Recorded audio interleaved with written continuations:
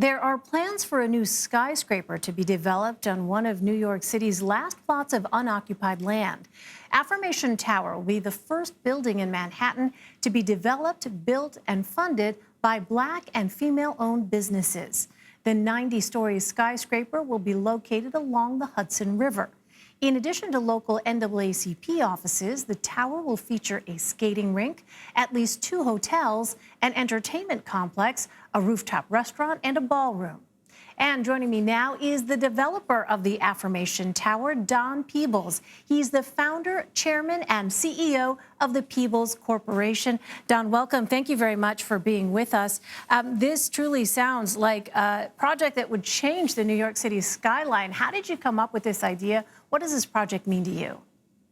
Well, it means a lot. First of all, it meets the 2 moments in America right now. One, that we are recovering from a global pandemic that has decimated many aspects of our economy and resulted in numerous job losses around the country. 2, it meets the moment and the request for social and economic justice for African Americans and women and people of color across the board. And so Affirmation Tower affirms the access to the American dream for women and minorities in this country. And it is as important in this country today as, say, the Empire State Building was when it was built coming out of the Great Depression, saying that America is resilient and America's back. And it meets a moment like Freedom Tower did at World Trade Center, where it said America's freedom endures, and we are committed to it. And so this time around, we're going to build back and build it better and be more inclusive. You mentioned those iconic buildings. I'll just have you elaborate a bit more. What's the significance of the tower being built here in New York City? Well, I think it's important. If New York City is known for anything around the world, it's known for the skyscrapers around New York City. And the sad thing is that if we look out into the skyline of Manhattan, for example, which is where most of our high-rises are, you don't see any buildings that were built by women developers or women contractors, and you don't see any built by African Americans. And yet New York City is America's most diverse city. So it's important, if we're going to have full access to the American dream, that a building that symbolizes the epicenter of capitalism be inclusive.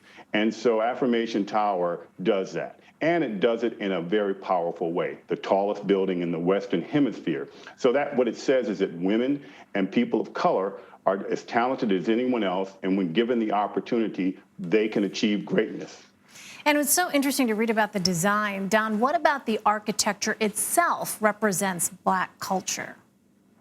Well, I thought it was important, first of all, that it be a signature and landmark building from the beginning.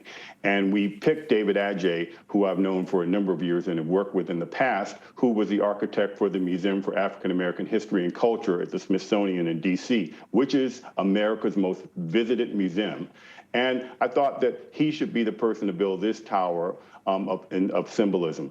And what he did is he took the basic premises of an Afro pick, old African wood picks, and turned it upside down. And if you look at the facade, you will notice that you'll see the precast that is done basically on a reverse pick. Yeah, we're showing a picture of it right there, and I think a lot of viewers will be able to see that from your description there. You talked about this a moment ago, Don, but you say creating well-paying jobs instead of relying on social programs creates a more inclusive economy. Explain a bit more how Affirmation Tower will do that.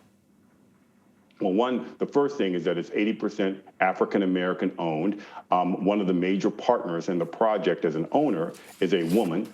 And then 2, it will be built with a joint venture with America's largest construction company and America's oldest Black-owned construction company that happens to be run by a woman. And so that makes it very different. And we are committed to at least 35% of all contracts across the board, from consultants, architects to contractors, subcontractors, and the like, be minority and women-owned businesses, because we want to knock down the barriers and set a tone in our industry that all developers should build projects that are inclusive and have opportunities reflective of the population demographics of New York City and America. Well, the tenants will be minority entrepreneurs. How does the building plan to attract and lease to minorities? Well, one of the things we're going to do, it's a big building. We're going to have two major hotels that will support and service the Jacob Javits Center, which is an economic engine for New York City, attracting conventions and conferences and one of the largest exhibition centers in the country. And then we're going to provide office space, one for the NAACP, as well as a cultural center showcasing the history of the civil rights movement as it took place in New York City and the history of the NAACP. And then we're going to have office space for entrepreneurs. We're attracting some diverse tenants, such as a Black Enterprise magazine, who we've spoken to, for example, the Weather Channel, who we've spoken to, run by a good friend, Byron Allen, and many others. But also, we're going to look to attract investment banks and other firms to do business with minority firms and come into our building. But what's exciting is that we're going to have the tallest observation deck in the Western Hemisphere, and it's going to be accessible to the public. And so this will be the public's building, and they'll come there, and during the winter, like now, there'll be a skating ring on top, and there's nothing like it to be 1,600 plus feet in the air overlooking New York City skyline in the region and being able to ice skate.